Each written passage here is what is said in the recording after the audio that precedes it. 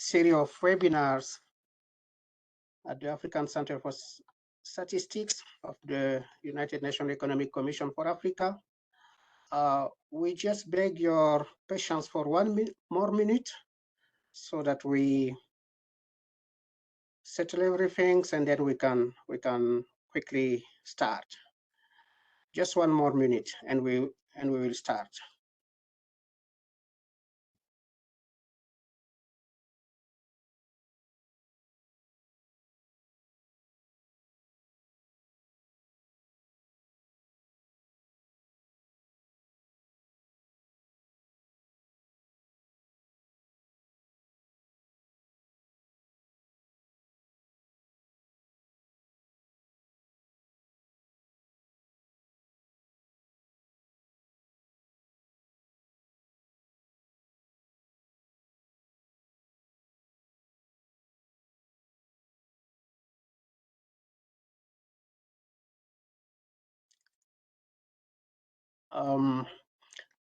Distinguished guests, participants, dear colleagues, ladies and gentlemen, happy morning, happy evening to all of you.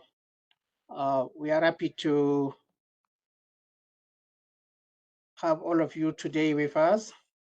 And I have the privilege of moderating this third session of the Start Talk Africa series, a series of sessions the African Center for Statistics has put in place to increase our understanding on some of the new trends of the technology so as to demystify the concept of big data, official statistic, geospatial big data, geospatial artificial intelligence. Thank you very much for taking time to join us today. My name is Andre Nongerma. I'm the chief of the Geospatial Information section at the African Center for Statistics within the United Nations Economic Commission for Africa. Today, we are looking at very promising issues that combine spatial science with the rapid growth of methods in artificial intelligence, big data, and we'll explore together this scientific field of geospatial artificial intelligence on three aspects today: data, knowledge, and application. Our session will unroll as follows. First, we will have the opportunity to listen to the director of the African Center for Statistics, Mr. Oliver Shingania, who will give some perceptive consideration about how data are an indispensable element of our global development agenda. In particular, geospatial information, big data, artificial intelligence, that are increasingly contributing to build the data foundation that is required, and thus creating understanding and solving problems. Next, we'll receive a wide-ranging presentation from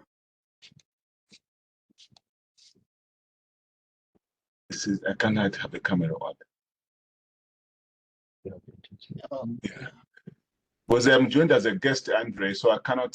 I don't know. I'm not allowed as a speaker. I'm as a guest.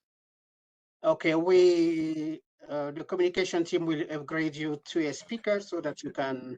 It's integrated, right? Yeah. The camera is not. Have the micro and your camera. Mr. Oliver, this is Robel. Can you switch on the camera cover on your laptop? I have switched it on, and I noticed that each time I come to this particular version, the camera doesn't work. Okay. Are you in the office? I'm trying to fix it. Yeah, it doesn't work at all. Okay. Are you in the office? I'm in the office. Okay, I'll come. Yeah. Each time we use this version.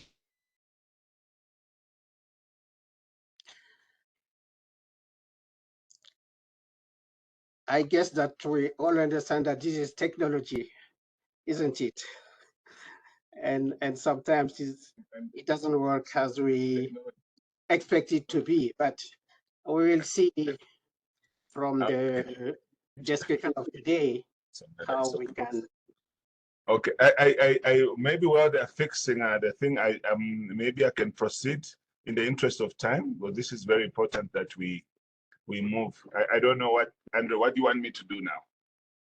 No. You will have an introductory remarks to pick up the session, and then we'll go through the presentations and we'll have a after the two presentations, one from our colleagues here that Okay. will explain and demystify in plain language some of the, I might say, convoluted words of big data, geospatial, artificial intelligence, even geospatial technology.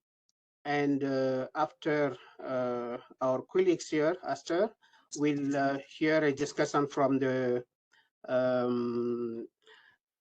Adel Fernandez, a geospatial technology evangelist, if I might say like that, at ESRI, one of the most advanced company in the research and development of geospatial intelligence. And we'll close with a time of question and discussion before I put forward some take-home message, if I might say like that, in wrapping up this session. I just want to guarantee all the good people that are connected this morning with us that in the next couple of hours, it will be a learning and getting to know time about some of the possible consequences of this new technology for our day-to-day business and for our future working environment. So, Director, good morning to you. Despite of some of the technological glitches, we want to hear about your view, your thought on this particular session on big data, geospatial big data, geospatial artificial intelligence, and to set the scene as we start. Over to you. No, thank you very much, moderator, and thank you, colleagues that are joined. This is yet another exciting session that we're having today. So let me just welcome you all to the Start Stock Africa series seminars that we've started. Some of the objectives I think have already been said by the moderator, but it won't hurt for me to sort of go through them. So really why we're setting up this Start Stock Africa webinar series, one is first of all to demystify some of the statistical terms and jargon that includes the issues around and challenges of artificial intelligence.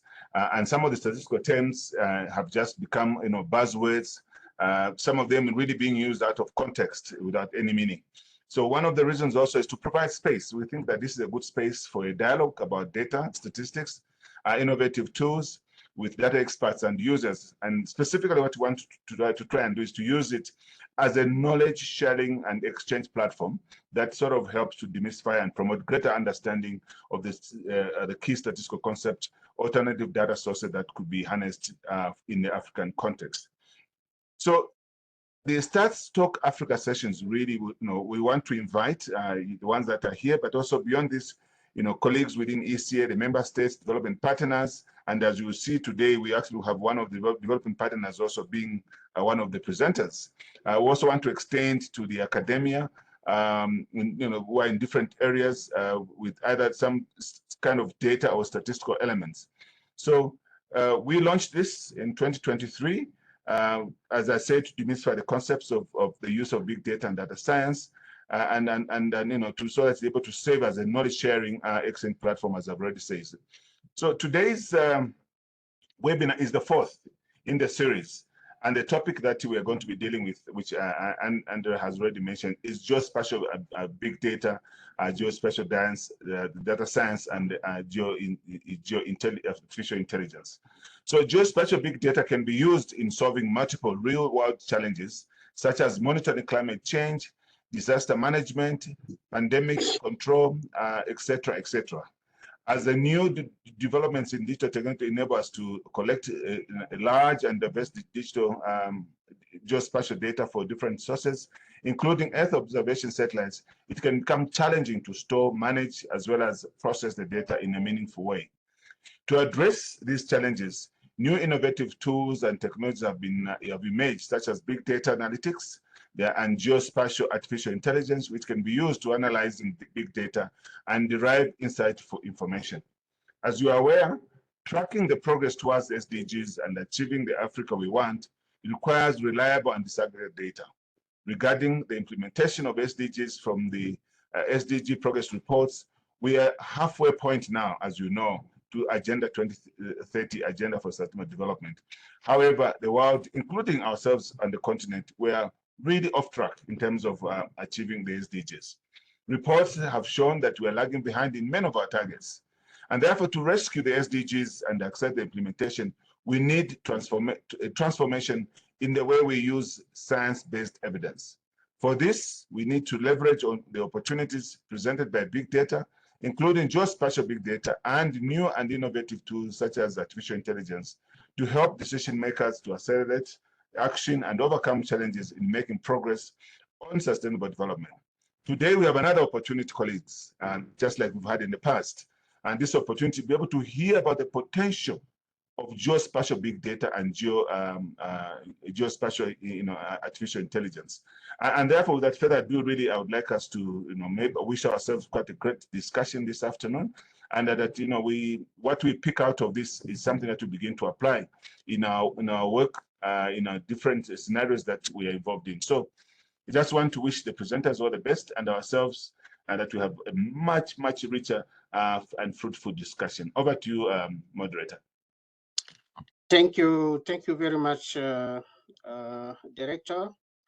As you rightly said it, geospatial big data, geospatial artificial intelligence are both all emerging disciplines that combine techniques in spatial science, artificial intelligence method, machine learning, data mining, high performance computing to extract knowledge and insight from the big volume of data we are getting today. And from the, as you will see in the two presentations that are before us today, those new trends are highly interdisciplinary in the sense that they are bridging and bringing together many scientific fields, including computer science, engineering, statistics, spatial science, and the innovation, I think from my side, is that geospatial artificial intelligence, geospatial big data partly lie in the applications we can derive from them to address real world problems. Those who are older like me might recall that those techniques or technology are not new as they pretend to be. I remember in the 80s when we are processing and analyzing satellite imagery, we used to utilize two computing function and techniques. The first one was called supervised classification, and the second one was called unsupervised classification.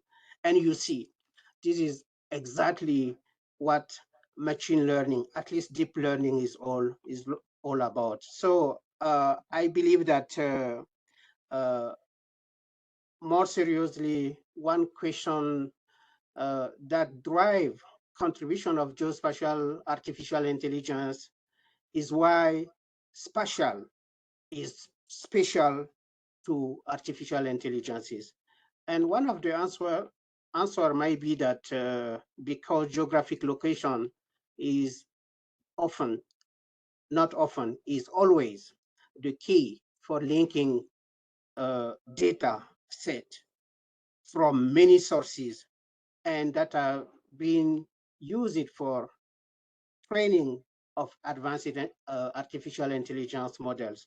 So the question we should try to address today and ask is how we can use better artificial intelligence to improve or to enhance traditional approach and methods. And another question that arises from the current trends is how and what are some of the unresolved issues, problems that can now be solved with this new technology such as artificial intelligence. So to respond to such a legitimate question and many more, today we'll be joined and welcomed through by two experts who are ready to share their idea, experience in this regard. We have two presentations on the road today. The first one will be delivered by Aster Deneku, a geospatial information officer working here at the United Nations Economic Commission for Africa.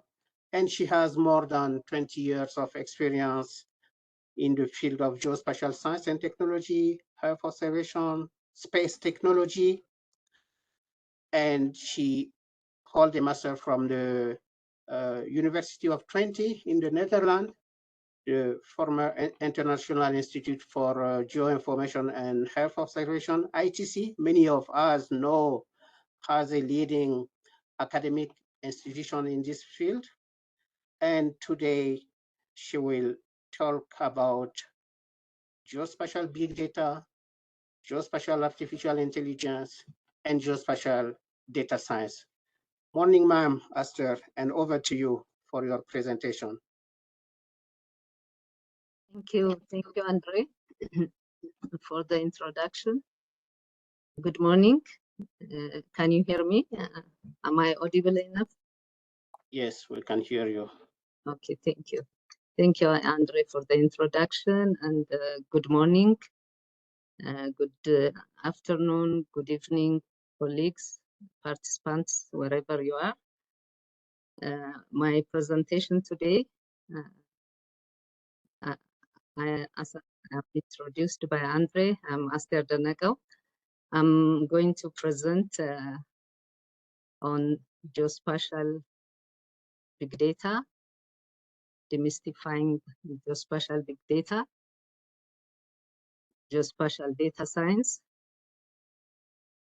geospatial information, geospatial artificial intelligence, geo AI, and geoanalytics. Peter, can you share the slide? I can't. Peter, can you share the slide?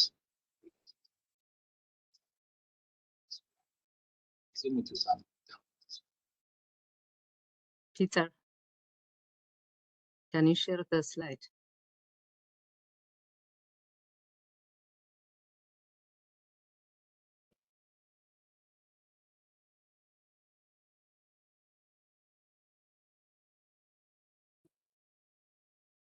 Maybe the VCT team can give you access right to share. I had an issue and I just it's already given. Yeah. I had an issue with my PC and I gave to Peter to share from his side. Peter, can you share the slide?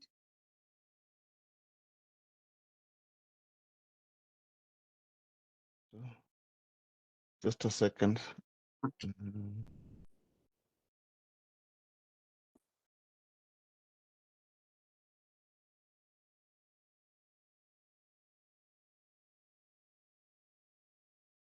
Robin, I'm not able to share for some reason.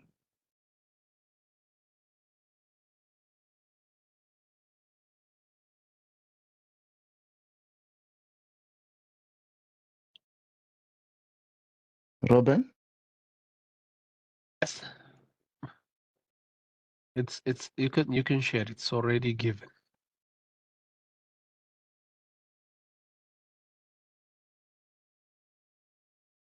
Okay, just hang on.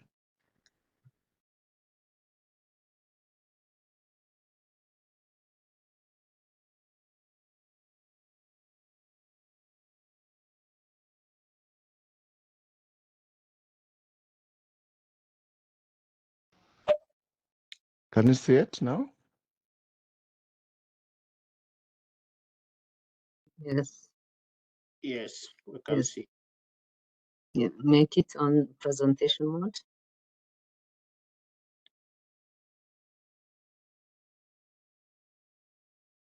Yeah. Okay. You can.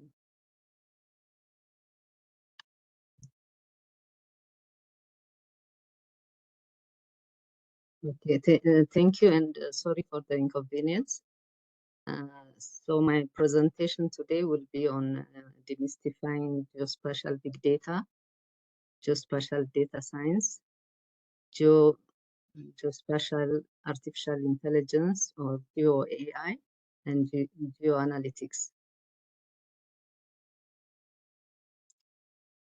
The outline that I will follow is first I will give some concept on what is geospatial big data, including the characteristics of geospatial big data, the source of geospatial big data, how big geospatial big data in terms of volume, how big data platform, what are the geospatial big data platforms that exist, and also I will touch on what geospatial data science is and GeoAI and big data analytics. I will also talk about some of the GeoAI applications and some of the applications in GeoAI. And finally, as a conclusion, I will say some remarks on the role of ECA in promoting big data and AI. Next slide, Peter. So what is geospatial data? Geospatial big data is a subset of big data having spatial component. By spatial, we mean location information, the location in relation to space. Geospatial big data was there for many decades, more than 2 decades actually. But in recent years, it becomes a topic for many research and development community, including the academia, the industry, government, and the international organizations, including the United Nations. A significant portion of big data is actually geospatial data, and the size is growing very rapidly in the past years with the technological development in geospatial and space technology, including Earth observation satellites, navigation satellites, and communication satellites, which provide us access to the internet, etc. Therefore, managing and processing geospatial big data to help decision-making becomes an important scientific and societal issue. Next, geospatial data has always been big data. Geospatial data is considered as geospatial big data when it exceeds the capacity of commonly used standard computing systems, such as PC and laptops in our offices. And this is as a result of the data volume, variety, and velocity. Geospatial big data is characterized by the 5 V's: volume, velocity, variety, veracity, and value.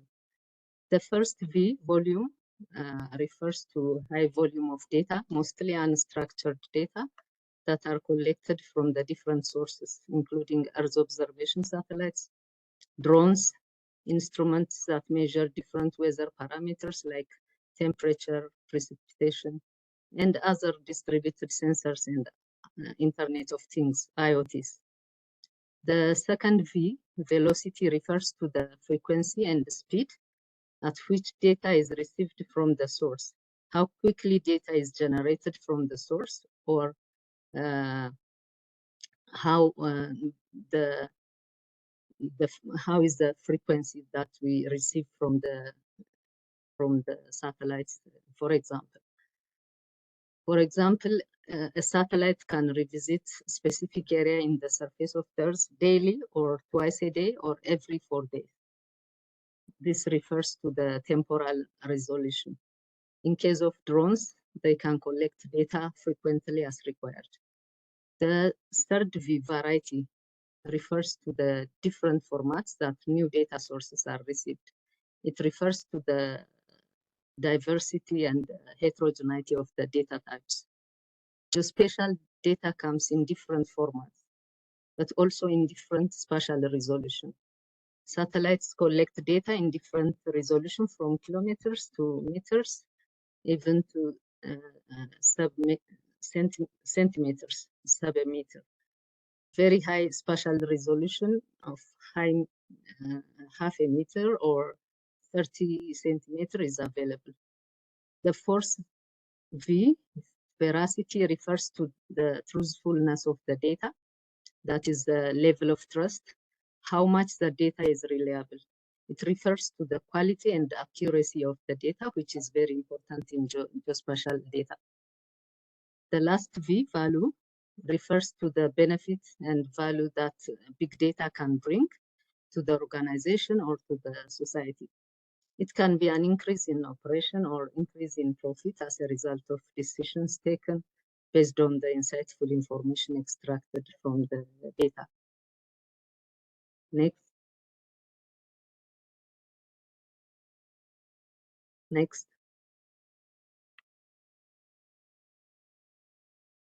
Okay. Geospatial big data derive from different sources. One of the different Earth observation technologies that are used to collect geospatial big data is Earth observation satellites. The availability of satellite images, both in volume and frequency, has increased with increasing number of satellites launched into space from different missions, different countries. Huge amount of data are continuously collected every single day. So satellite imagery acquired from Earth observation satellite and weather satellites are source of geospatial big data.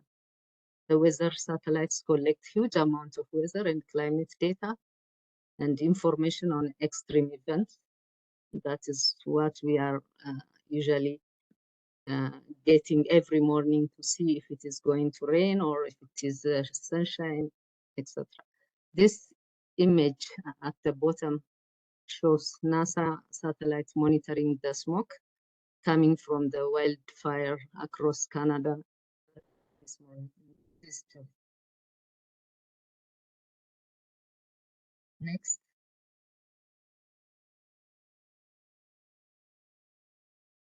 Another source of geospatial big data is global positioning system. GPS is one of the global navigation satellite systems that provide positioning and navigation information. There are other global navigation systems, including Galileo from European Union, GLONASS from Russia, and Baidu from China. GPS is widely used for applications such as mapping, surveying, tracking, and other applications such as precision agriculture. We are also using GPS embedded in our cars for navigation, in our smartphones, tablets, and other wearable devices. For example, when you are going to the airport or any destination, either you are using ride application or Uber, or you are driving yourself, you use Google Maps to give you the direction. It takes your current location and destination and find the best route to reach there. If you are using the ride or Uber, it even shows you where the driver is. You are using the capabilities of positioning system, GPS. Next slide. LiDAR is another source. Light detection and ranging is a remote sensing method used to collect data by using laser beam measuring distance from the Earth. Point cloud data are collected from LiDAR. Point clouds are data sets representing objects on the Earth using their XYZ coordinates, where the X and Y is the location and Z coordinate is the altitude, that is the height of the object. So point clouds are used mostly to generate elevation and terrain models, 3D building models, city models, and they are also used for mapping infrastructure such as electricity or power grids and bridges. Next slide. Another source of geospatial big data is unmanned aerial vehicle, UAVs, better known as drones. These are drones are capturing high resolution aerial images of small areas such as building and farms. Drone cameras can provide a detailed view of an area in near real time. Drones can acquire full motion video or high resolution photogrammetric image. They are used to detect objects for change detection and real-time tracking. Data collected using drones are used for applications such as agriculture, forestry, mining, environment, urban, and hazard assessment, and so on. They are also used for precision agriculture, for example, for monitoring crop growth and health of vegetation. Huge amount of data is collected from drones every day. And next slide.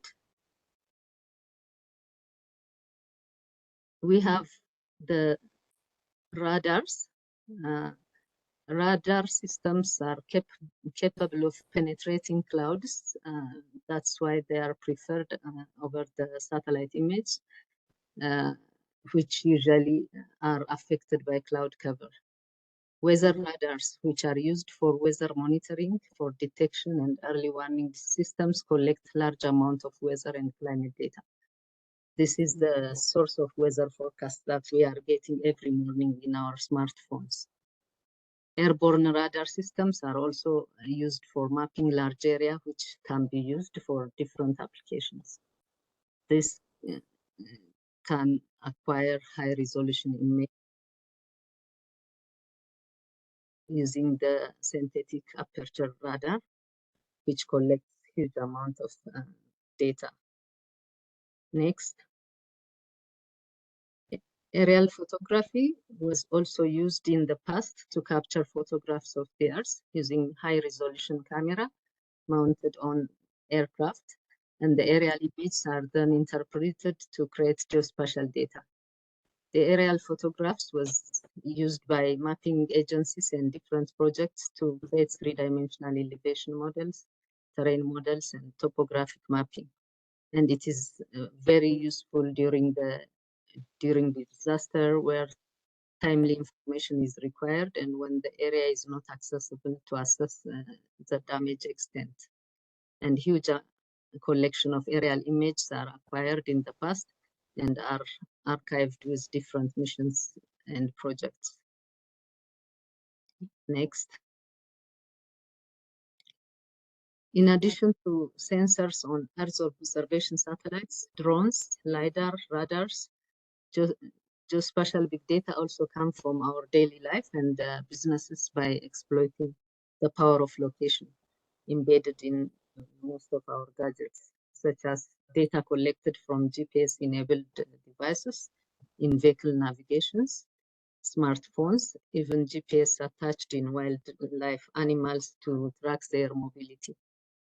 Sensor-based and internet-enabled devices are also increasing the creation of data at greater volume.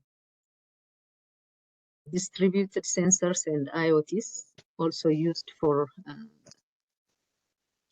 collecting data from for monitoring air quality, water chemistry, energy consumption from smart meters in the context of smart cities, and also wearables like smartwatch, which are connected to the internet, provide massive amount of data every single day.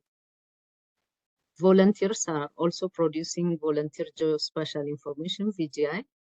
VGI refers to geospatial georeferenced data created by citizens. It is a result of technology that enables the public to contribute geographic data online.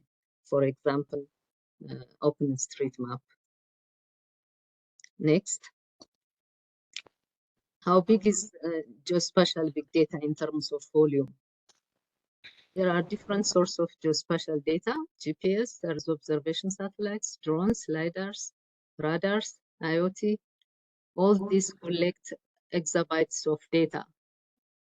Each Earth observation satellite in orbit with high, medium, and low resolution sensors collect hundreds of petabytes of data. What is the size of petabyte? What does this mean? 1 petabyte is equivalent to 1,000 terabytes. A terabyte, for example, one laptop that we have in our office is 1 terabyte. If you want to process 1 petabyte of image data, you need 1,000 laptops. Next slide. Satellite images are acquired for decades from several sensors in different spatial resolution, high, mid, and low resolutions, and in different timestamp, that is the temporal resolution. To give you the real picture of the magnitude of the data collected from Earth observation satellites, I just selected only few from high and medium resolution satellites. Digital Globe, now it is one of the business units under Maxar Technologies, acquires satellite image since the launch of Econos in 1999, and QuickBird launched in 2001, both high resolution satellites in 1 meter resolution, and later Level 1 and 2, and GOI 1, the half meter resolution. Worldview 3 launched in 2014 with 30 meter resolution. Only these satellites from Maxar has 125 petabytes of image archives. 125 petabytes. Spot, a French satellite, acquires image since the launch of the first satellite Spot 1 in 1986 with 20 meter resolution. Then Spot 5, 2.5 and 5 meters. The latest ones are Spot 6 and Spot 7. Spot 7 now has 1.5 meter resolution. These are commercial satellites owned by Airbus Defense and Space. Another satellite program is Landsat. Landsat is a U.S. Earth observation satellite, which is a joint program by U.S. Geological Survey and NASA. Landsat provides the satellite image since the 1972, the launch of Landsat 1. It has operated for the last 50 years, providing multispectral data, which are used for several applications like agriculture, forestry, regional planning, etc. Landsat data is currently available on the USGS archive, freely available for the public. Aster is another sensor on the Terra satellite platform from NASA. And it has been used for many applications, including generating digital elevation models and land surface temperature. The Sentinel satellites from European Union Copernicus program with synthetic aperture radar. Sentinel 2A, for example, launched in 2015. The first one, Sentinel-1A, launched in 2014, and Sentinel-1B in 2016. This one, Sentinel-1B, already ended its mission in August 2022. Rapid Eye is from the planet with 3-meter resolution, launched in 2008, and the constellation is the constellation is already deactivated in March 2020, but the data is still provided by Planet. CERS is from China, Brazil, China and Brazil. China, Brazil Earth Resource Satellites, operated by China Center for Resource Satellite and Data Application, and Brazil's National Institute of Space Research. For example, CBERS-2 has 20-meter resolution. CBERS-4, now launched in 2019, is also acquiring images. These are very few of the high resolution and medium resolution satellites. Currently, there are more than 340 satellites in orbit collecting geospatial data continuously. So you can imagine how the volume only coming from the Earth observation satellites. Next slide. In the past, we have witnessed the growth of geospatial data being generated could not match with the processing capability of existing standard systems. It became very difficult to fully exploit high volume and high velocity collection of geospatial data using traditional computing methods and local machines. So it required capabilities of high performance computing. To address this issue, a number of geospatial big data platforms have been developed by industry leaders and experts for processing geospatial big data in distributed and cloud computing platforms for processing big data and to extract insightful information. One example is Amazon Web Service, which provides a service for hosting big data in cloud environments. Next. An example from the geospatial industry leader is the Geospatial Big Data Platform, GBDX, from Digital Globe, which is a cloud-based platform to provide access in the cloud to the collection of satellite imagery that they have acquired for years, for more than 18 years, as well as a number of innovative tools to extract meaningful insight from the image library. They are using machine learning and artificial intelligence to, for example, to extract roads, parcels, and buildings, land use, land cover, using tools like feature extraction, object detection, change detection, and so on. The scalability of the platform also allows others to leverage the platform and enable them to create their own services. For example, Digital Globe partnered with Esri, the leading GIS software provider, and Harris Corporation, which is a developer of image processing software, to integrate ArcGIS Enterprise platform and MV remote sensing analytics to provide the users to Digital Globe more than 100 petabytes of collection from its image library and most of the advanced analytics and machine learning tools. So Esri subscribing customers who has licensed ArcGIS image server have access to this huge collection of imagery, which would have been very costly to purchase. Next.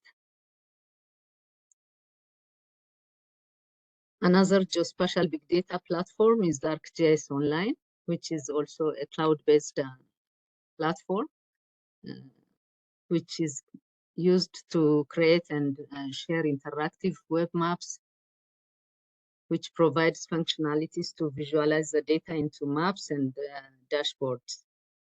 We have ArcGIS Living Atlas of the World, which is a collection of geospatial big data hosted in Esri ArcGIS online platform, which provides massive ready-to-use maps and datasets, including base maps and imagery. So users can access this geospatial big data through the ArcGIS online using the ArcGIS Living Atlas of the World. Next.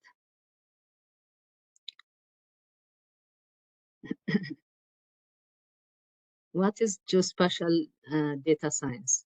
Geospatial data science is the data science focusing on the unique characteristics of the spatial data and using the modeling techniques to know where things happen and why it happens. It is where data science intersects with geospatial science, with a key focus on geospatial data and new computing techniques such as machine learning. Major knowledge domain in the data science include computer science, mathematics, statistics, artificial intelligence, mainly machine learning, geospatial information science and technology, and many other domain expertise. Next. Next. Artificial intelligence, machine learning, deep learning, they are used interchangeably, but they are distinct. Artificial intelligence is a computer software or system that imitates the way humans think, such as analyzing, reasoning, and learning. AI can perform tasks much better than humans, but especially for repetitive and detailed-oriented tasks, and also process large amounts of data much faster and make predictions more accurately. As you can see from the figure, machine learning is a subset of AI. Machine learning uses algorithms trained on data to produce adaptable models that can perform a variety of tasks, such as analyzing big data. Most of the AI are performed using machine learning, but the machine learning algorithms, they are used to discover patterns, learning from training datasets. Training datasets are representative samples drawn from the entire dataset. For example, if you have a satellite imagery, we can take a sample from several pixels of the image, which represent different features like building, water bodies, vegetation, etc., and label them accordingly. Then the training dataset is used to train the machine algorithm. Then running the algorithm in the entire image will give us the features, and will identify the features and classify them based on the corresponding feature class they represent. Deep learning. Deep learning is a subset of machine learning which uses artificial neural network that can perform complex tasks using rule-based reasoning. There are other types of artificial intelligence such as automation and robotics, natural language processing, and generative AI, which is capable of generating text and image in response to prompt, like an example is ChatGPT. Next slide. What is geospatial artificial intelligence, or GeoAI? GeoAI is a subset of AI that deals with spatio-temporal data. It is the integration of artificial intelligence and geospatial science to analyze geospatial big data to solve spatial problems. Next slide. GeoAI is, as I said, where artificial intelligence and geospatial science intersect. So, machine learning and deep learning that are used in different computing environments that are designed to handle geospatial big data and big data analytics, such as cloud computing in distributed computing systems. Next.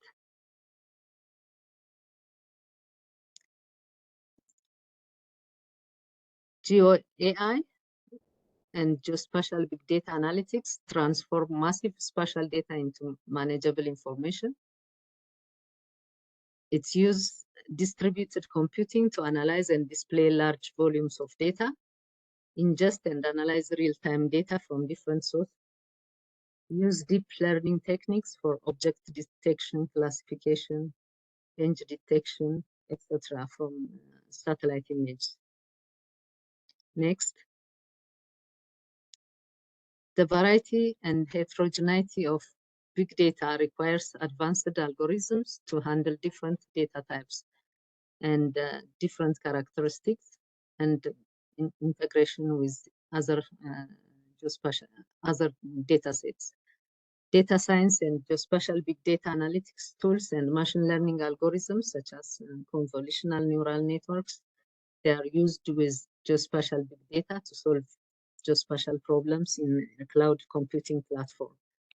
Different geospatial big data analytics tools were developed. For example, Amazon Web Service provide AI and machine learning services. Digital Globe also released commercial notebooks, BDX notebooks. These are built using the open source Jupyter notebook.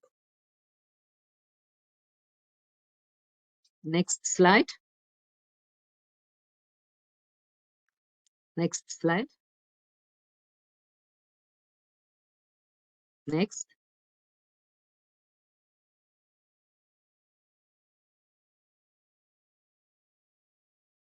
No.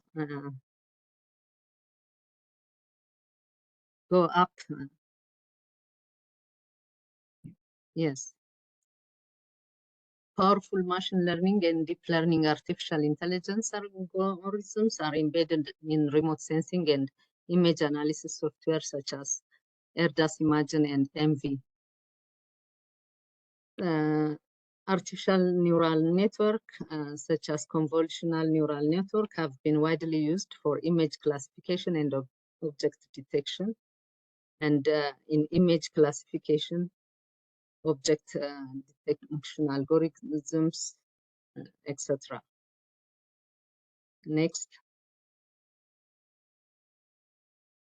Esri also provide solutions for geospatial big data analytics in the ArcGIS Enterprise software. The next presenter is from Esri, so they will give more details. I will not go into much detail. ArcGIS Enterprise software has ArcGIS GeoAnalytics server, which provides capability to process and analyze geospatial big data. ArcGIS GeoEvent server analyzes streaming data in real time.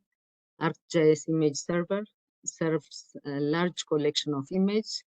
ArcGIS Notebook Server also provide spatial data science capabilities to build machine learning and deep learning models, and also support object detection, pixel classification, and image segmentation workflows. Next.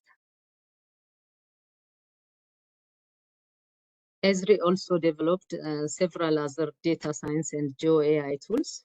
One such example is ArcGIS Velocity, which is an add-on in the ArcGIS Online. ArcGIS Velocity enables the analysis of real-time big data.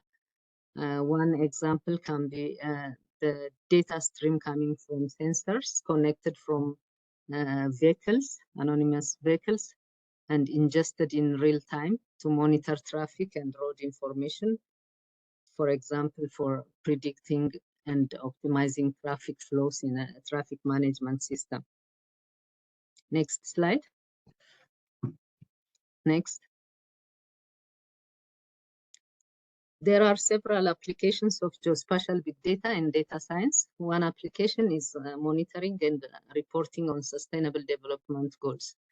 Many of the SDGs benefit from the geospatial big data.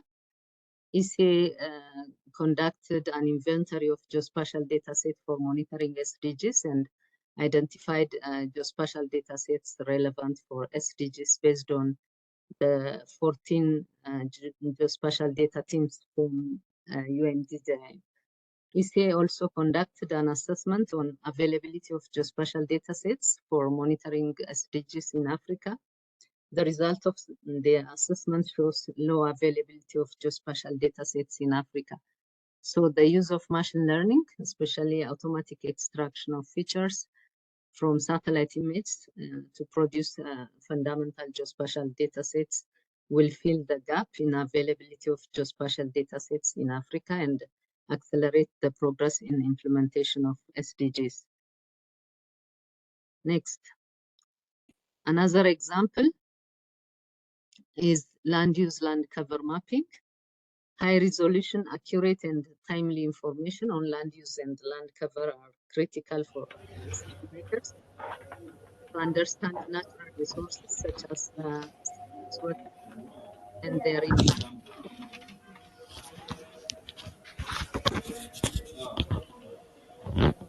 You mute your mic. So we can use, national governments can use land use maps to prioritize their resource allocation and national planning based on available resources.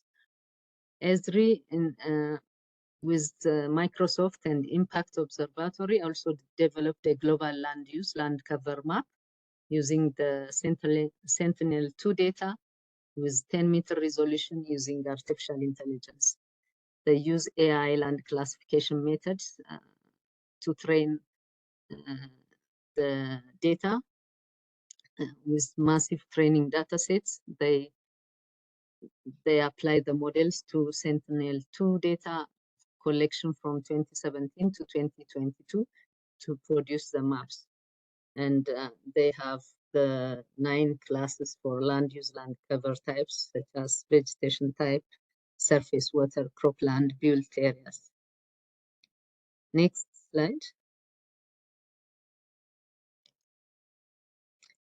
Sensors from global weather satellites together with ground-based local weather instruments allow experts to monitor and forecast weather events such as temperature, precipitation, wind, etc.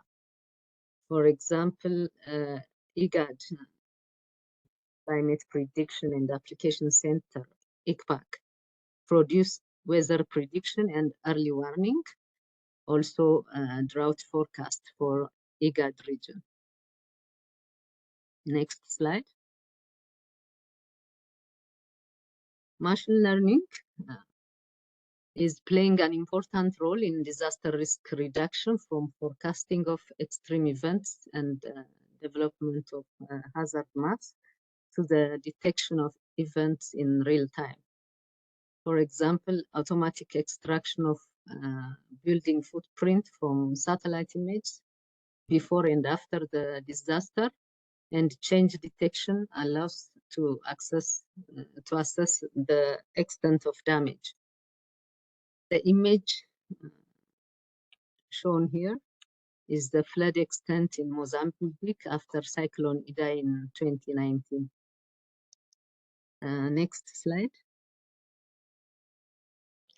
Healthcare also produce wealth of big data in the form of patient-record medical tests, etc., to study the health situations. So GeoAI helps in forecasting and monitoring spatial distribution and effect of disease, including infectious disease. During the pandemic, we have seen application of big data in big data analytics and big data platforms which are used to track the COVID-19 transmission in near real time. For example, Johns Hopkins University developed a COVID-19 tracking dashboard at the beginning of the pandemic. Most of you, I think, visited the site during the pandemic. COVID-19 data on infection days and the trends are mapped in real time to reflect in the dashboard. For this, Johns Hopkins University received a special award, the Special Achievers Award, which is a prestigious award from Esri during the Esri User Conference in 2020 for developing the dashboard and the maps for vital statistics and COVID-19 pandemic.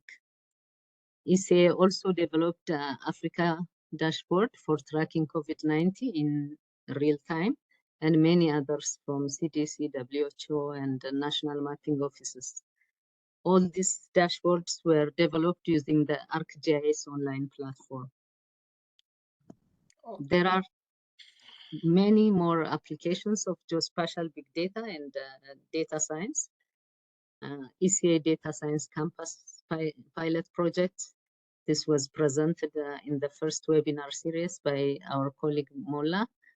There is one project on estimating livestock population from Earth observation data in South Sudan, another on the use of AI and Earth observation data to identify crop type at national level, that is in Senegal. The use of satellite image to identify metal roofs as a proxy indicator for poverty in Uganda. These are some of the applications. ECA also used machine learning. Next slide. ECA also used machine learning to support census mapping in Burundi. This will be presented in the next webinar series. Machine learning was used to extract building footprint. A point location of each building center point is generated and mapped. This will be utilized by the enumerators during the census undertaking. And this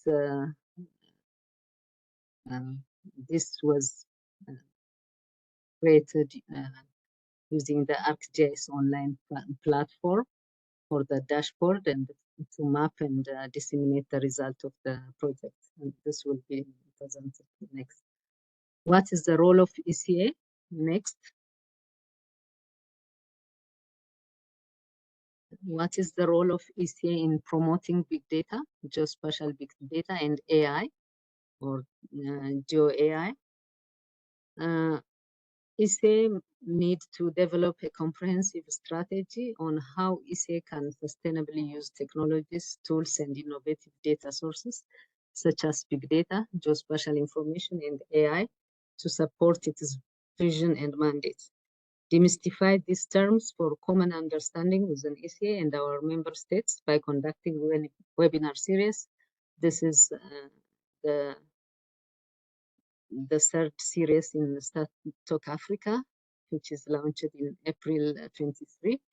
ACS and ECA to continue working with countries and partners to promote the use of big data, data science, and AI in Africa. Next. ECA to continue encouraging member states in the use of new technologies, big data, data science, and AI as a means to the transformation and modernization of national statistical systems and official statistics. ECA is also to continue supporting member states in building their capacity in the use of new technologies, including AI, to improve infrastructure, to develop their skills and human capital. ECA also needs to value and leverage the use of geospatial data in its work, including formulating policies, research, and publications. Thank you. Thank you for your attention. Thank you very much, Esther, for this very comprehensive presentations on data, knowledge, and also application of this new technology. I believe that there are so much food you have put on the table today that maybe we need to downscale all these concept terms into very narrowed webinar on each aspect of it, so that we can go into deeper on this new trends and technology. Thank you very much. Now, we would like to see from the inside, from the industry inside, how they appraise and continue to develop geospatial artificial intelligences, how they continue to build tools and applications that can help us manage, process, analyze, extract the insight, the information we need to make this decision in our day-to-day life and businesses. So I wish now to welcome Adel Fernandez, who is S3 Head of Business Development for Advanced Analytics. As I said before, a geospatial thinking evangelist who will discuss how artificial intelligence and geographic information system, GIS, can play a major role in virtually every aspect of our daily life. And Adel, thank you so much for joining us today. We know that you hold a PhD from the University of College London, and through the year, you have led numerous geospatial technology development and deployment, advanced data analytics, and artificial intelligence work for many organizations, including the UN. For those who want to know more, S3 is the global market leader in GIS software, location intelligence, mapping, with a tagline. If you Google S3, a tagline that sums up its mission succinctly: the science of where. So the science of where, and we always say that where someone is more important than who someone is, in fact. So Adel, thank you very much again for joining us in this Start Talk Africa of today, and you have well done so that you are calm.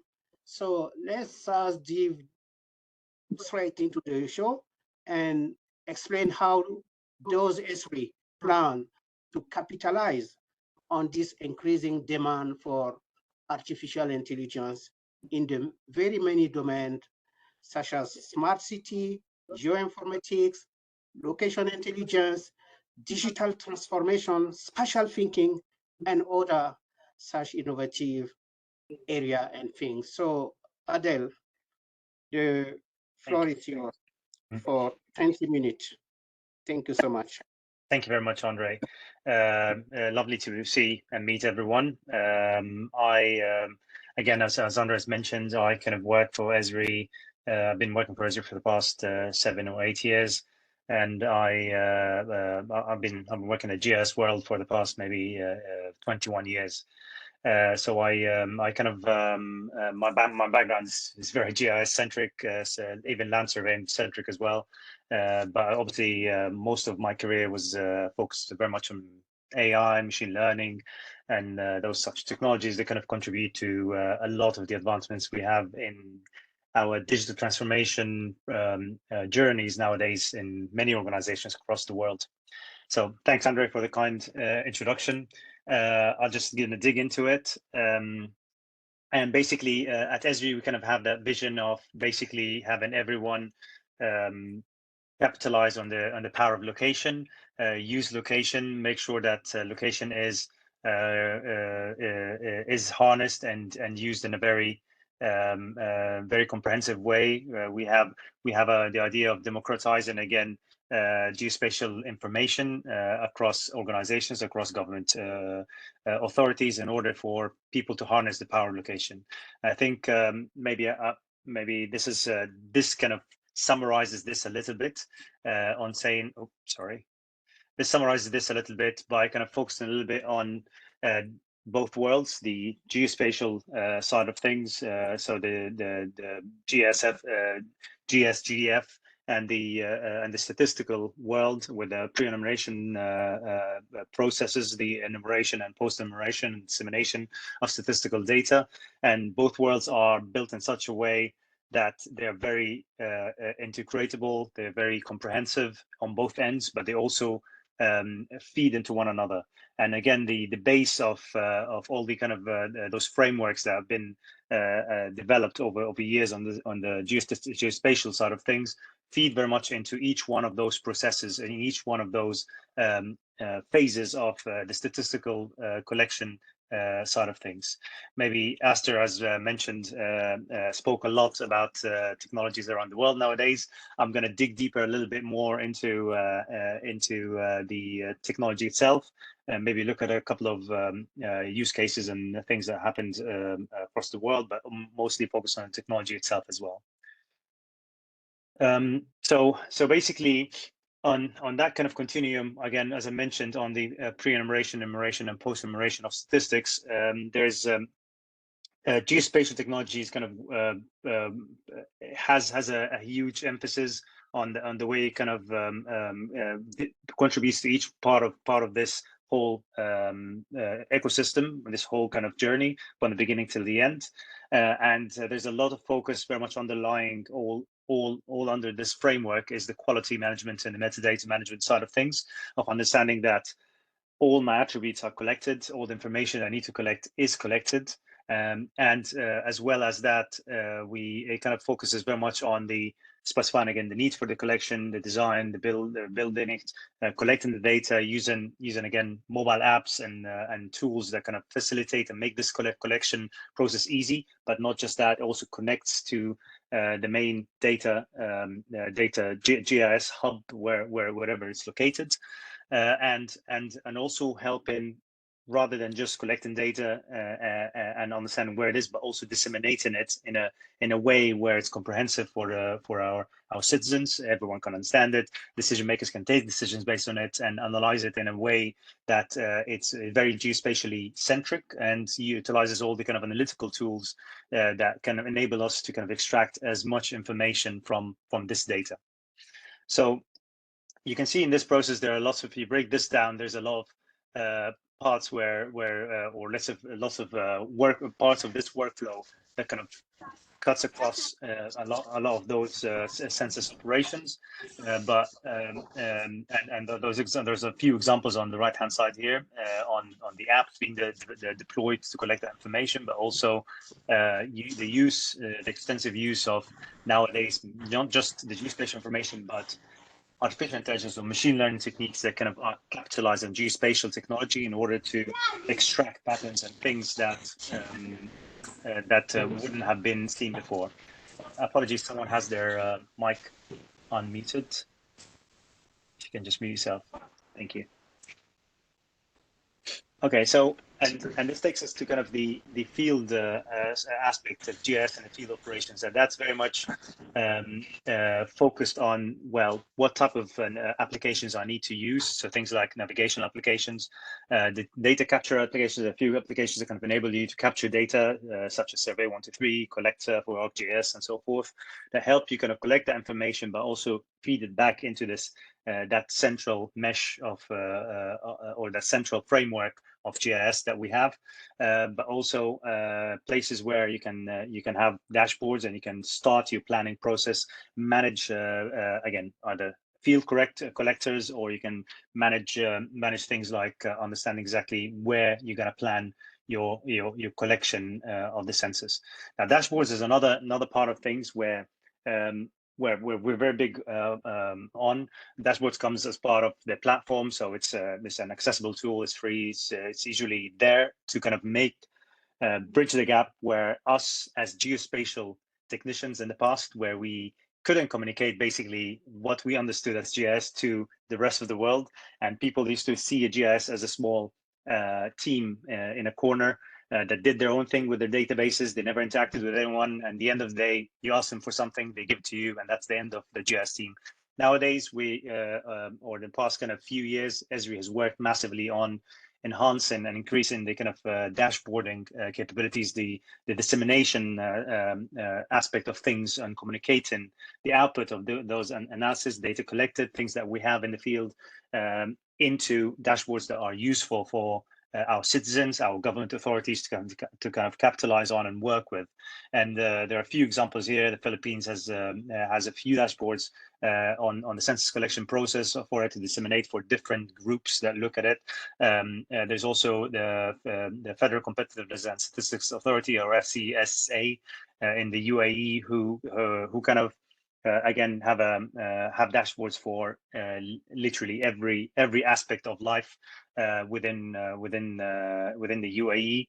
And you can see here in the example in the bottom right, they kind of breaking down the country into an understanding of students split between different areas, the different portions of the populations in different aspects of it, breaking it down by demographics and by type, the stage of years, and so on, to understand the educational journey of the nation.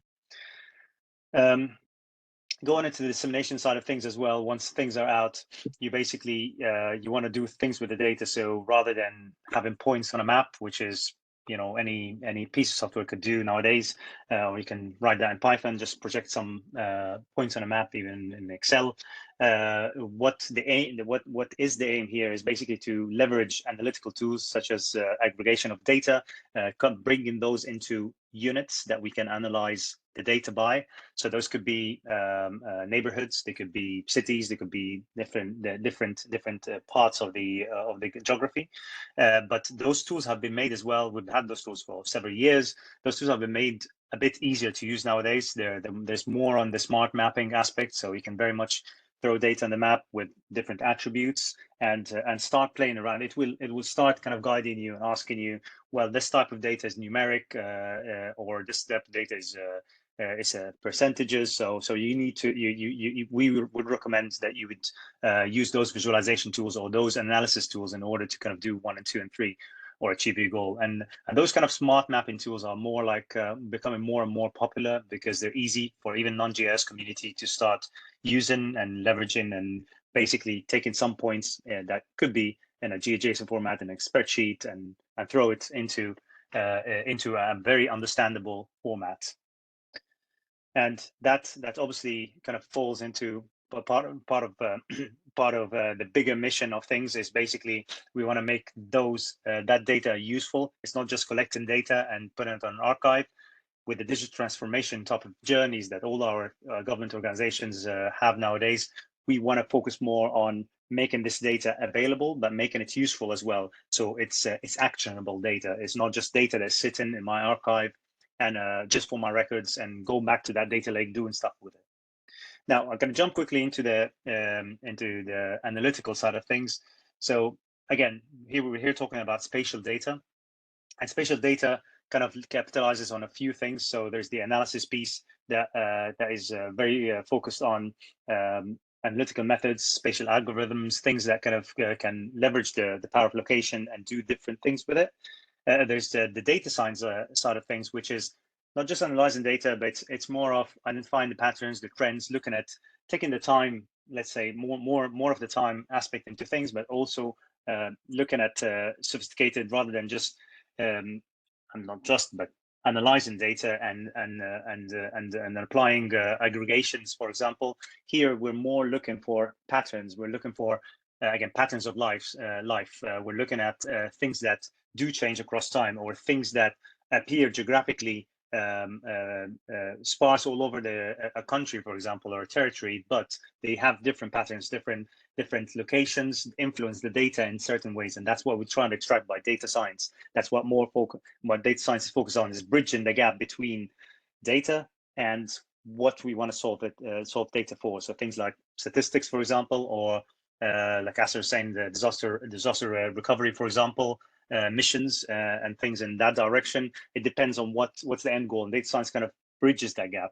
Artificial intelligence, on the other hand, it kind of focuses more on solving things that are not just patterns, but it kind of goes into more complex problems. It kind of it's patterns, but patternizing them and rather than extracting those patterns, is understanding as well,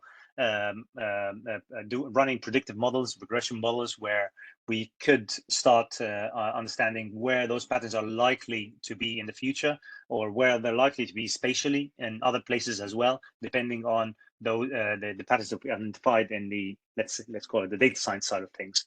And nowadays, again, Astor mentioned that as well. There's convolutional artificial neural networks is one of the kind of latest methods where in the past kind of a couple of years where we've been using it very much for what we call deep learning techniques in order to identify patterns that are very were traditionally very hard to identify using general techniques that we had. This is more deep learning is more focused on bringing different techniques with each other, and basically simulating the way we perceive things as a human brain, and kind of make most sense out of it. So basically what we've attempted to do, and maybe for many years, and maybe Andre mentioned that as well, we've been doing this for many years, since the 60s and 70s. We've been talking about machine learning and AI. We've been having lots of movies on things that relate to the machine learning and performing tasks on its own. What we tried to do in Esri over the past few years is slowly we had this big library of techniques that are very cool, lots of Python packages that do different things. But the thing is, we didn't have a good workflow that kind of enabled everyone to work on it. And that was the key of the usability of it, is basically bringing this whole world into one big workflow, rather than saying, I need to go and develop some code in Python. Well, what about the data? Oh, let's grab that from the GIS. So you go get the data from GIS. Well, it's not big enough. So once you collect a lot of data, well, the GIS cannot handle it. So now what we do is, well, let's go to this big data repository in order to kind of grab this data, summarize it, put it in GIS, and then take it to analytical, to a Python script, for example, that will run certain things. But then the data is too big to analyze. So how about we kind of use an engine to process it better, to make to analyze it faster, in order for me, rather than staying for a year waiting for like in the 70s, a mainframe computer to kind of process things. Nowadays, I can do it in a fraction of a minute. And then there's also the experience in the end. So we want to also take that out and have that workflow, having training data. You understand that machine learning depends on training data, and data that is labeled, that has labels in it. Classic example: cat, dog, dog. You have examples of different cats and dogs, and you teach the machine how to identify cats and dogs, and it says, well, this is a cat. You give it a new picture, that's a dog, and so on. Making that whole workflow is very essential for us to kind of pick it up. So nowadays, because those workflows have been done into one big I'm not going to say tool, because there's always a collection of tools. There's no one silo. Esri is great at GIS. It's great at lots of geo AI type of activities, but it's the culmination of technologies with each other, and be open-minded on bringing things together. It's all geospatially based in ArcGIS in order to kind of do things with it, and that's the goal of that. So we start with the data side of things. The data is obviously, like Astor mentioned as well, there's a lot on the imagery analytics, but it's not just imagery. There's a lot of other types of data sets. Again, she mentioned as well, real time, all the kind of stuff, sensors data that comes in. But there's also lots of other data, such as LiDAR data that kind of gets scanned, full motion video, structured and unstructured data, tabular data. Vector data that comes from roads and buildings and other things are vectorized. 3D data, as you can see, and also the new kid on the block, as they say. Lots of data now. There's lots of focus nowadays on the GIS and BIM integration. People developing BIM models, sending it to the municipalities, and municipalities want to superimpose that in GIS. Now we've made that very easy by a very easy integration between both worlds. And then it goes into, there's graph data now that is integrated as well into one of our new tools that's called ArcGIS Knowledge. Graph data is basically the relationships, the taxonomies and relationships between different objects, or between, let's say, different people, between different assets, that kind of builds a bigger network of understanding. So it's not geospatial, it's all relationship based type of data, but superimposed on the GIS. It makes a lot of sense. It kind of gives us more insights into the patterns and aspects that kind of are related to this data. And then the data kind of goes, there's a big workflow of the data. So the framework goes, ArcGIS we had to kind of focus on the whole journey of the data from the beginning, then from the collection, the modeling of it, the creating data models that are kind of fit into different organizations, and it could be dependent, and that would depend on different standards that you use, depending on the OGC standards, the Open Geospatial Consortium standards that you use, and then kind of the storage of it, the maintenance of it, where do we maintain it, how do we make sure that the updates are being applied to it, but then given the access and the sharing to different teams that require the use of this data, but then visualization of the data as well, and the analysis of it, which is the big part that we're gonna go into. But the storage side of things, there's a huge part of things that kind of focuses on storage. So we have the traditional storage aspects, and this is a run through the technologies that kind of help you store the data properly, deal with the data, index it in the right way. And SQL databases is one of them where we get, there are examples here on the screen, such as SAP HANA Cloud, and obviously Amazon and Azure SQL databases that kind of help you index that on enterprise. But then there's also data clouds. We've heard a lot about data clouds, data lakes, and they're all those are cloud-based. Data lakes are basically where you basically shove data, throw data into places, and you end up with all those data lakes where you can retrieve things on it. Yeah, you can read. So that's all cloud-based. So you can do processing on a cloud, read from that cloud to cloud. You don't have to do a lot on your machine, so it kind of minimizes the amount of computation that you need on your machine. But then there's also the data warehouses where you can have an actual physical warehouse on like the likes of Snowflake, Amazon Redshift, and Google BigQuery to kind of store data and kind of start analyzing slices and dices in those platforms. But then we move on to the engines. So once we store the data is there. We know it's indexed in the right way. Indexing is very important. If you're not familiar with indexing, indexing helps us extract the data, analyze the data in certain ways that is very, very easy. If I have a long, let's say if I have a long spreadsheet with lots of data sets, and I start analyzing or filtering based, let's say, on male, female, for example, that's easy because that's just one attribute that you're looking by. But once this data is exhaustive, is like there's a lot of amount of it, you need to index the data in the right way that it's already, let's say, pre-cached in a way where it kind of extracts chunks of this data and it analyzes it very fast. And that's how search engine optimization happens. For example, with let's say Google, when you Google stuff on Google, it kind of indexes data in such a way that it's very fast to retrieve it and present it to respond to your query. Now, engines kind of helps you capitalize on those indexes. You go into data once you stored it, and like in the previous slide, you kind of do different things with it, and it depends on the type of data and what you want to do with the data. So there's a lot there's a lot on the raster analytics side of things, for instance, where, like Astor was mentioned again, you have imagery, satellite imagery that comes from anything, Sentinel, any type of imagery that we've got, depending on the problem you want to solve, or the pattern, or buildings you want to extract, or the roads you want to extract, and that's when it goes into either normal classification of basically the stuff that we had in our platform for decades now, in order to extract vegetation and so forth, or it can go into what we call edge detection, or we used to call that in the past, but nowadays we call it again feature extraction. And feature extraction is more like buildings, roads, again anything that you want to extract out of your satellite image, using again deep learning or convolutional, or CNN, basically. And then there's a lot on the real-time analysis.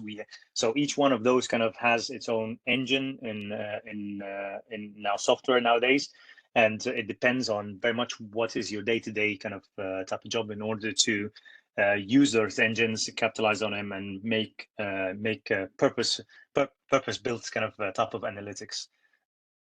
And then there's the experience side of things. So that's the third part, which is, yeah, fine. I did all my analysis. It's very cool. I have my results now. How do I communicate with the outer world, the world that is not technology, not say technology savvy, but it doesn't look into details like I did. And that's very much the experience piece. And this is very important, believe it or not. Like all the clever stuff falls with the engines, falls with the algorithms and developing things, but how do you show the results of your things in the end, and that or your workflow in the end? And that's very fundamental to things that we used to underestimate very much in the past. But that's why we've been siloed very much as data scientists in the past. And people thought, well, the data science guys are going to do whatever they're going to do. They just tell me yes or no. It's not as simple as that. You want to give a comprehensive, let's say, dashboard or results that kind of helps people very much link, tune in, start playing with the BI tools like ArcGIS Insights. If you can see in the top right of the screen, one of our tools that kind of helps people say, well, this is the result of the data. Now you can slice and dice it as you want to create your BI or business intelligence kind of reports based on it, or you can publish that on the web on a web app. We have what we call story maps as well that can help you do that. Another thing is notebooks, and notebooks is in the center. You can see in the center of screen, and Python notebooks. They're based on Python. What they help you is basically they help you to locate the data, build the algorithm, write lines of code in all the way that you can do in Python, but also presents the results as you go. So once you're done with that, it's not like where there's code and you kind of don't show it and you don't see the results. The person that you're showing the results to, or could be a boss, could be the decision maker, could be the local citizens. They see all the details of code, but they saw the images. They see the workflow things. You also document things as you go. So you kind of say, well, now I'm doing this. This is a bunch of code. This is the image. This is the map. With the end, you can zoom in, zoom out, investigate the map, scroll down. So it kind of gives you that feel, look and feel that kind of helps you to investigate data and work with it. Now, with experiences as well, there's a lot of, with the total experiences of the use of those tools, you have open science tools that you can see in the left of the screens, and there's so many of them. There's skitlearn, for example, as one that kind of is in Python that is amazing to use. It's got a lot of good libraries on machine learning, on computer vision. There's Jupyter notebooks. There's all those tools out there nowadays that kind of enable you to do different things. Pandas is very popular as well. GDAL, obviously, but then there's also statistical tools such as R statistical tool and SAS or SAS, and those kind of help you very much integrate. You can integrate with ArcGIS now today. You can run an R script, so the whole R programming in ArcGIS and vice versa. But also connect to those open source tools. Those open source packages and tools are there to kind of grab and do things with them. But then you've got as well notebooks on the right-hand side of the screen to present your findings, like we just mentioned in the previous slide. And that's the idea, is data engineering. We do the visualization, exploring, the spatial analytics, and the machine learning, and we apply the algorithms that are written, but also go into the side of the modeling and scripting and sharing, how you share that with the rest of the community. And what we've done with the geographic approach is bring all those together, trying to make that as a one comprehensive area where it brings all the tools from different places, but it's inside your ArcGIS. So it's not, you don't have to go very, very far away. And we break that in spatial science into those specifically these three areas. Maybe there was a lot of focus maybe from Aster on the multidimensional raster analytics. There's also spatial temporal analytics, where we kind of take time into the equation on seeing patterns that change across time. But we've seen as well, and the geospatial AI, or geo AI, as lots of people call it, is where you speak as well. You focus on features, so rather than imagery, you focus on features, on points that kind of change in value, for instance, or lines or roads that change along your network, and you want to do different things with them. And that's kind of the continuum of where the tools where we focus are on. And just a snapshot on, again, the tools they use. that's the different tools nowadays. Maybe again, Astor has mentioned things like ArcGIS Velocity, where it's got everything on the cloud. You can collect the data, analyze it, have the big data repository, everything on the cloud. You can use also your desktops or just Pro. You can have your enterprise where you have your server, your data hosted, you share across departments, so forth. And again, that's walkthrough technologies. Now, I'm going to move on just for the sake of time through the analysis side of things. And if you remember, like again, there was a lot of mention again on the feature detection or object detection. Sorry. And those are just some examples of things that we kind of saw happen a lot in the world. So things like we want to find damaged structures, want to identify that they are damaged, they are not there anymore, or they've been removed, and that's kind of again comparing satellite imagery from one opposite one to a new one, or from older imagery to a newer imagery, or a drone imagery from an old to new. So it's sort of that differential analysis. And then there are things like building footprints. So again, building for understanding like where buildings are, and identifying exactly the space and the shape of them and all that kind of side of things.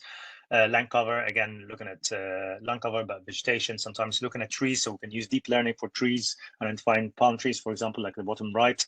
There's things like identifying how far things are, and again, that's site selection, classic site selection of GIS, or how far is my school from, or I want to build a school that is as close as possible from roads, or within 2 kilometers from roads, the 2 kilometers from hospitals, So you add in your stuff, but you can do it. You can do here the reverse: identify those buildings, understand where those, how many of buildings fall within 1 kilometer, for example, or sorry, 100 meters from the main road, for example, and those type of analysis kind of help very much. I'm going to jump into the life cycle. So here, you've got that again, as I said, into one life cycle. One life cycle kind of goes from the imagery, from the access the imagery, the prep of the imagery, and the mosaicing of it, bringing the different snapshots or images together into one woven mosaic, but moving that into the labeling. So we've worked very much on the labeling is always kind of 90%, I would say, in my experience, 90% of the time that you spend on using or playing with the data. Labeling takes a lot of time, and what we've done is we try to provide tools in ArcGIS Pro to help our users to create labels very fast and save them into the GIS as soon as possible. So thus kind of cutting that time massively. But also we've created the pre-trained models. I'm going to go through that in a minute. That kind of help you. Let's say you want to identify cars, for example, vehicles from dataset. You can go grab that kind of that pre-trained data set and kind of start working with it straight away and modify it. Obviously, it's different from one place to the other. Cars are different from one country to the other, from one continent to the other. So obviously you tweak it a little bit, but at least you give you a base that kind of helps you with at least cutting down 50-60% of your time on data labeling. And then the models, the training, and the whole feedback loop. So how did I perform? 80% accuracy. Go back. What do I change? And you kind of go through the cycle until you reach a good accuracy that you're happy with, and that's when you deploy or you take action based on the information that you've got. So go back to the census story. So the US obviously has US Census Bureau is one of the biggest users of obviously Esri's platform for collecting data for the pre-enumeration, the collection and the dissemination, and it kind of does that in such a way that kind of makes sure that everyone is involved, everyone is connected.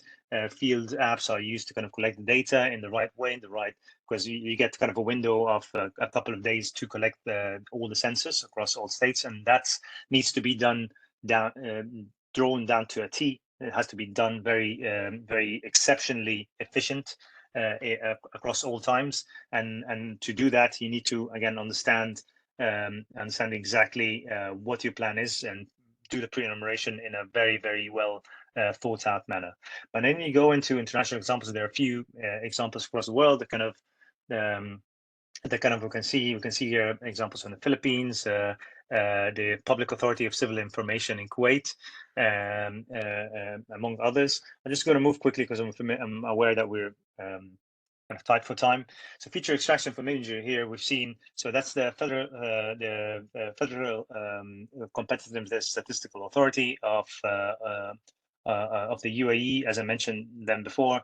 What they've done is they wanted to again find a differential or find the new buildings that that have been built based on a few factors. So what they've done here is they kind of had their old data that the old data that they had in the past. They extracted some buildings, but they also overlaid meters, utility meters from the utility company that kind of exists or works in this area. And it kind of focused only on meters that were functionable, and based on that, kind of identify the buildings that actually are going to go into the survey. So it kind of is a workflow that goes from the extraction, but also integrating that with other data sets and having a point and polygon type of test in order to identify the buildings that have meters that are functionable and are providing people with water and electricity. That's one. There's another one on so Kuwait. We mentioned Kuwait or PASI, or Public Authority of Civil Information. What they do is they help the Statistics Authority to collect data, but what they do is manage and build a 3D model for the whole city. They almost build a what is similar to a digital twin, and they kind of use lots of LiDAR data in order to collect this information. Now, there's also a lot of drone imagery that's being collected and satellite imagery that's being used in order to update those data and those building footprints. What they do is they have a sort of basically a navigational journey planner app for users to use. They also provide a lot of services for the citizens. And so one very essential thing for them is to keep their data updated. And they use, in this case, they use deep learning in order to extract building footprints. But what they do is also they collect roads, and the algorithm identifies roads. These roads are not necessarily, you don't necessarily get it in the first path. You need to have some local knowledge on understanding as well which roads. Like I've used those roads before, so you have the staff, the team that's worked on applying the deep learning to extract those roads. They have a QA/QC team that kind of sit through it, are familiar with those roads, and extract and say identify those roads. This road actually discontinues here. It actually connects to this location. So there needs to be another tier of humans to kind of go through this kind of workflow. There's another story here which is very, very interesting. That's Grenada in an island in the Caribbean, as you know it. And what they've done is they used LiDAR data to kind of build a 3D model of the whole island.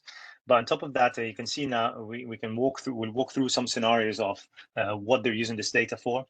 And basically, the data that have been collected is they've used that for, again, emergency response plans. So here, for example, they had different sea level raise scenarios of 1 meter to 3 meters. And you can see, you can identify with a click of a button, you can easily identify the buildings from the GS. You can extract them in a list to say which buildings are going to be affected by that specific flood. But then other things are like identifying as well shelters. So in case of floods or in case of fires, where are the best places to identify or start shelters? And this is sort of part of the GS to find the slope aspect, calculating the VSHED, calculating how high the altitude of those shelters and how easy they are to each one of those areas where people live to kind of go and shelter within. And that's very, very powerful in the sense of again running those analysis from the data that you've extracted.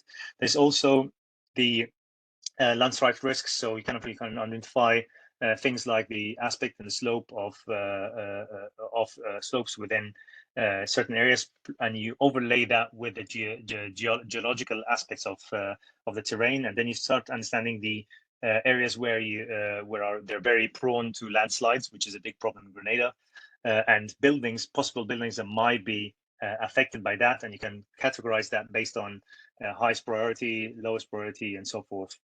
But then it kind of goes into other aspects, and I'm going to run through this quickly, like finding the cabling, finding your utility cables and how close they are to the sea. Easily identified, again, using machine learning to identify straight cable lines, and that's they're unique because they follow certain altitudes and they're kind of in a certain succession of in terms of the spatial extent of them. But then you've also got the line cover, so the your normal vegetation side of things, to understand again where do things where could you basically build new cities, where can you build new townships. And that area could be outside. So again, it's classic site selection side of things. You don't want to do that in a vegetation area. You want to do it in an arid area, but an area that's close to roads, but also close to vegetation areas in such a way to kind of leverage local economies. But then you also have so they've also used that in the pre-enumeration districts to go into the statistical. Sorry. 2 more minutes. Thank you. Thank we you. have a lot to Sure. go, but sure. we'll make it once more again. Okay. So so the last bit here is with the building footprints. You extract with the pre-enumeration side of things. It obviously took satellite imagery. They've identified, extracted the building footprints, the new building footprints, the differential between everything. They have the updated map, but they also extracted. They've identified survey points. So that's the actual the collection side of things. And from that, you kind of you can easily, a surveyor can go, they click on the app, and it kind of retrieves from the database the number of it, the parish number, the location, the place itself, and they can type in aspects that they want, whether it's residential or whatever, and then they kind of classify it, a number of people, number of residents, and so forth. That were there, and that's kind of the kind of collection side of things, and then that kind of gets compiled obviously into the dashboard that kind of shows the decision maker in real time the data as it gets collected. I'll just show one reference, and that's not necessarily sorry part of the presentation, but I'll just show one quick thing before I close. Because I mentioned the pre-trained deep models, if you can see my screen. So again, this website. If you look at it, if you're developing your Python code, writing code to extract, let's say, building footprints, we've created this repository of datasets where you can go in. You can start. You have a lot of labeled data, so data is already defined, which kind of again will cut down the time on you for you to kind of build the amount of you will not need to label as much data as you have to. So that could come with cars, could come buildings, could come with roads, whatever feature that you want to identify is those already there. When you go in your algorithm, instead of using or start labeling each data set that you want to label, you can go into those repositories, change them a little bit, add to them to kind of suit again obviously your geography, your topography, and how things are in different countries or different territories that you're in. I'll stop here just in respect of time. So thank you very much for listening to me. Thank you very much, Adel, for these wonderful presentations, which pick us through many possibility of geospatial artificial intelligence, which is now playing an increasing role in the process of analyzing spatial data stream, given the volume of data and the challenge to extract information, meaningful information. We have here and we have seen that artificial intelligence appear to perfectly fit to ease the task and to deliver new product and services. This is, I think, changing many business radically, and we can even see from the previous webinars that the tech giants scrambling to position themselves on this new field. We are running out of time, but I want to request from the audience, if you have understood something and you still need to raise a burning question from what we have here this morning. So I would like to open a 5 to 10 minutes floor for discussion, comment, clarification, or request for for detailed information on how we can best leverage the enabling capability of geospatial big data, geospatial analytics, geospatial artificial intelligence in our day-to-day business. I have seen some question in the chat. One of the question is, how can the geospatial data analysis be made more easily accessible and cost effective? A question maybe to Adel to respond to. Yeah, so effective in terms of cost. So there are a few things. So there's obviously there's the data itself. This data could be imagery, right? So the source data. So imagery nowadays. So again, as you're probably all aware, with the UN, you obviously get access to this data. There's different ways to get access to it. There's also a prescription, so you can prescribe to the data as well to kind of receive it and work with it. So that's the sort of the, let's say, the raw imagery that you work with. There's the labeled data, and again, I shared the link on the chat with all the pre-trained kind of data sets where you can use that, and that's a lot of the cost, because that's collecting the data itself, and that could take thousands of hours of people to kind of go collect that data, digitize in certain areas in order to have samples. Now those samples are already online, so you can reuse them right away into your platform, RGS platform, and now the actual running the things. So the cost, obviously, the development is your cost of people kind of sitting and developing, writing the code.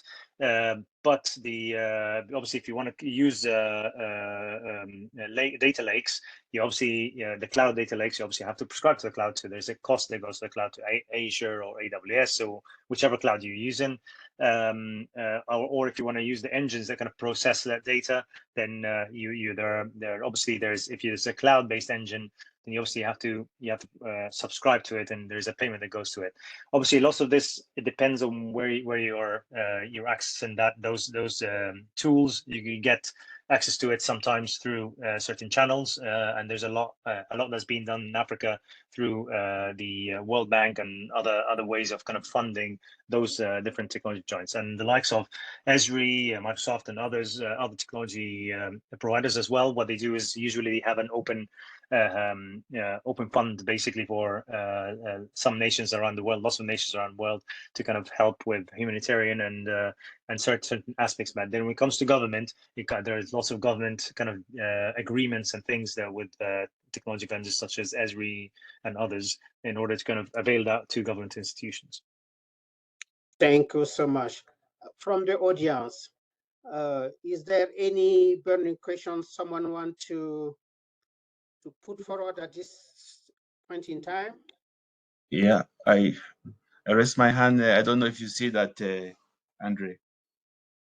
Yes, please go ahead, Robert. I will be very quick. I joined a few, maybe 20, 30 minutes late. So maybe you had mentioned what I want to talk about.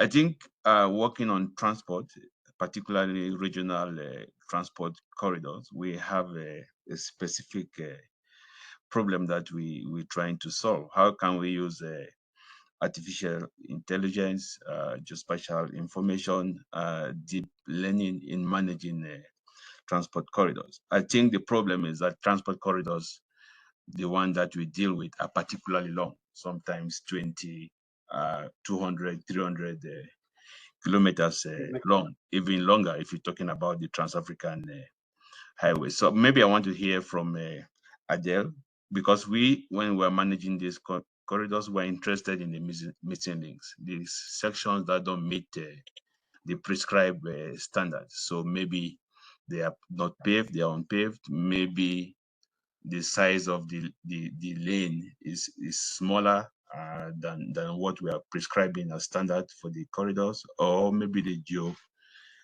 geometric design, the curves and so on. We want to have this information, but we have problems with our member states because they don't necessarily have the information themselves. So we want to use artificial intelligence and so on. So here I've shown examples of how you could use deep learning to even track electricity network, and so on and so forth. I wanted him to share his thoughts. How can he use deep machine learning in this specific problem of monitoring, managing very long corridors, those that are part of the Trans-African Highway? And how do you present this information in a way that is user-friendly? For instance, some guy sitting in a corridor management authority office is interested in some specific, not the whole corridor. How can such information be presented in a useful way? So I'm just thinking on my leg, and I know that he presented a lot, and the time was not enough, frankly, to digest everything he has said. But how can we use machine, deep learning, artificial intelligence to manage this kind of long networks? Thank you. Thank you, Robert. A very, very, very good question. Practical question. Adel, can you respond in a practical manner as well? I'll try my best. So I think maybe I didn't go into that in transportation sort of maintenance operations. I think maybe Astor in the talk before me kind of mentioned you mentioned the technologies overarching that, but there's a lot of work and that's done by lots of departments of transports around the world, and maybe part of my background is in transportation as well. Is basically they use things like dash cams, so cameras on vehicles. That they kind of install, or even mobile camera cams that kind of takes full motion videos of the road as they drive, and that kind of records records location as you go, but also takes basic snapshots of basically consecutive photos as you go. Analysis of the photos and deep learning is specifically very useful in using and identifying things such as road cracks. Was one of them. Road cracks is, I mean, they're classified into different types. So it's not just the cracks depend on whether they've been wet roads or constantly wet roads or very hot roads or different aspects, and that kind of helps as well the maintenance crew kind of identify the problem better. But there's also another aspect to do with identifying, for example, signage on roads. So those kind of image analyze the signages, you understand exactly. Also, you can calculate the distance between the camera or the location of the camera at that point and the signage by scale. There's other aspects such as well, and find if you're saying the width of those roads. So basically, if you have the camera stable, it kind of you identify the range. The range of view of the camera, and that kind of goes into algorithm very easily. You can calculate it, identifies the road shoulders or the breakout from the concrete or from the tarmac to non-tarmac, and these areas you can obviously it will identify that for you. You can start calculating the road widths as you go easily. Obviously, if there are lines on the road, which is not always the case, you can identify easily the how many lanes it is. But if not, you can at least identify how wide the road is. These are very computer vision out of the box nowadays packages that are in Python. They're easy to use. They're also part of very, very commonly used. I can't tell you how common they are nowadays in use in our platform across lots of DOTs. Hope that kind of answers the question. Thank you. Astor, do you want to add a little on that quickly? Yes, most of the tools that can be used to extract features like roads is mentioned by Adel. Yes, some of the technologies that I mentioned in collecting geospatial data is LiDAR. LiDAR can be used to collect the road features. It's also possible to extract roads from the satellite imageries, high resolution satellite imageries, using the automatic feature extraction tools that are available. So I think for the infrastructure, I can also add on the PIDA database that ECA has been developing and maintaining for the past many years. the use of AI, as I said, the extraction of features would be useful to update the maps and new development in the road infrastructure. So maybe in the context of PIDA,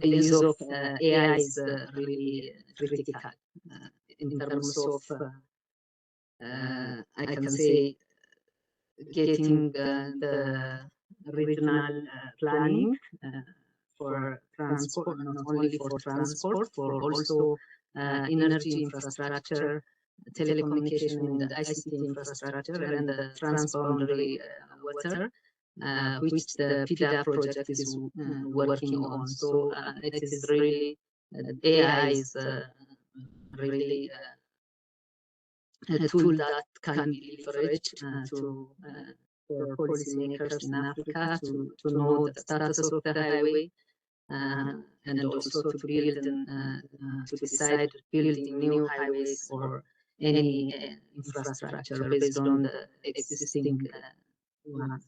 So the use of AI is critical in not only the infrastructure in transport, but also other infrastructures like energy and others.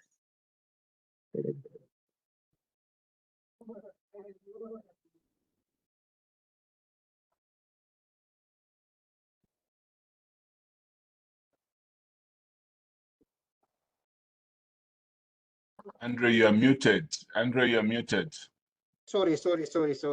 I was talking to myself. I was saying that, Robert, what you have said is critically important, but I believe that we can take this further because what Adel has explained, my work in the urban area, but the Trans-African highways is from Cairo to Cape Town.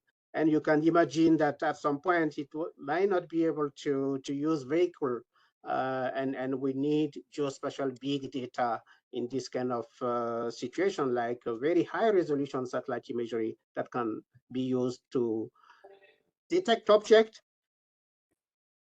analyze and appraise the features, and make them available to the community of users, as Robert was saying. So maybe we are out of the box in terms of time. May I maybe still pick one burning question someone's in the chat or the director might want to put forward before we conclude at this point in time? Any further comment?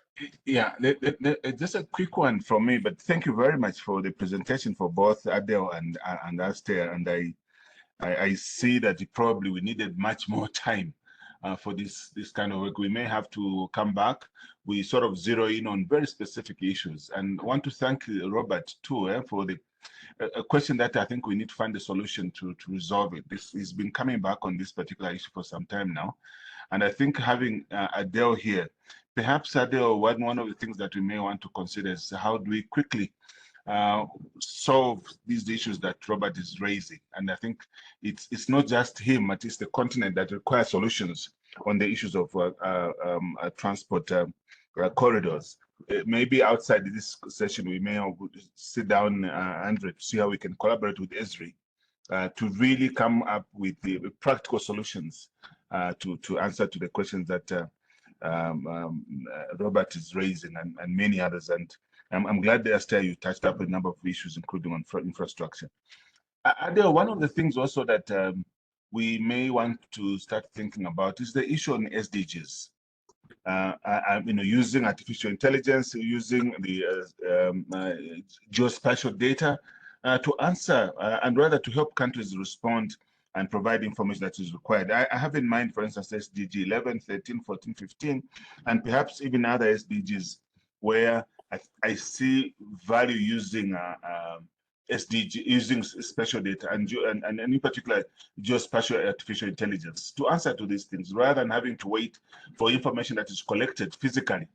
Perhaps we could use that. Maybe we could Andre, at some point, really have a conversation with colleagues at ESRI to see how we can perhaps develop a joint project, because there is now a rush to rescue the SDGs. And I think we should be able to start using big data, geospatial, and artificial intelligence to answer some of these issues. You don't have to respond, but I thought I wanted just to mention that this is something that we should consider. And in particular, really the issues that Robert raised, I think we must find a solution. They've been hanging for some time. I think we need to find a solution on the transport corridors and of course, many other areas that need similar support.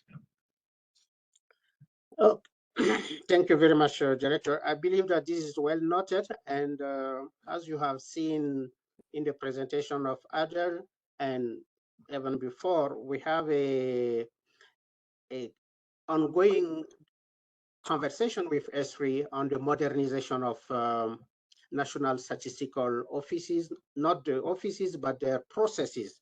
And I believe that part of this conversation should include how we can leverage this new technology, innovative innovations to build the data foundations, not always waiting for the data quoted official to be ready before we make use of them for decision making. So this is well noted, and we'll have a further conversation with adults and people at ESRI on the SDGs data, but also more specifically on the road infrastructure and corridors in Africa. I know that there is a ongoing action on that, and we can expand it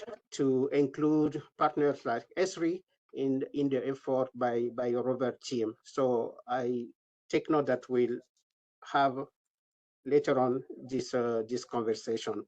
So I believe that we are getting close to the end of this seminar. It has been very informative, and we agree that we need to zero in some critical aspects and expand them and have a more deep conversation on how we can best make use of geospatial big data, geospatial artificial intelligence, spatial data analytics, and appraise them and ingest them in our day-to-day business. I believe that in such institutions like ECA, we need to consider those technology across sectoral consideration so that they can become a cross-cutting programmatic domain because of the obvious enabling capability of this technology in all domains of applicability at ECA, from transport to water resources, to natural resource management, to urbanizations, even to security. We have enhanced this emerging technology that can help us respond to some of the challenges. I want to thank again, in concluding, the two speakers and all the good people who have been with us for more than 2 hours.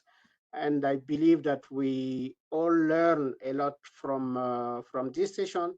And I would like us to give again a round of applause to our speaker. Thank you much, Adels and Aster, for taking us through the value addition geospatial artificial intelligence can bring in our quest for informed decision making in Africa. Thank you so much, and more to come in the coming months. Director, we started with you, then we conclude with you. Your last word before we close the session. No. Thank you very much. I don't want to sit between this time and lunch, people's lunch in some cases, but really to thank everybody and the two presenters, and finding time to come and be with us today. We would appreciate it. Was at short notice for you, and you gave us a really very rich presentation. And I ask that we share these presentations, both presentations made by Astea and yourself, to colleagues that are here. I'm sure they have a lot to ask and to follow up with you, both of you. So this is an ongoing series that we want to continue, really interacting with the experts beyond just ECA to share knowledge, but also we want to tap into this new technologies and to solving solutions at country level. And we believe geospatial, artificial intelligence, big data, geospatial, and machine learning, all these, I think we want to see how we can tap on them to really resolve our problems. We cannot wait until we get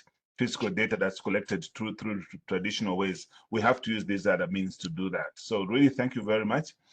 We have another session, I think that's coming up about mid-July, and also towards mid-July. There's so much demand for it. So colleagues, if you have something that you want to share, send to us, and we'll be able to present, give an opportunity to be able to present, including Adele. I think some of the things that have been asked, I think we need to sort of unpack them, unpack very, very specific issues, unpack them. And if you could even come back and talk a little bit about road transport, this SDG stuff that I've talked about will be very helpful. So look, what are the solutions? And we'll get the National Statistical Offices also to be part of the discussion. So far, thank you so much, colleagues. Have a great time. We'll meet you in the next 2 weeks when we have another series on similar issues. Thank you so much. Take care and have a good afternoon. Thank you very much. Thank you. Bye-bye. Thanks, Andy. Thank you all.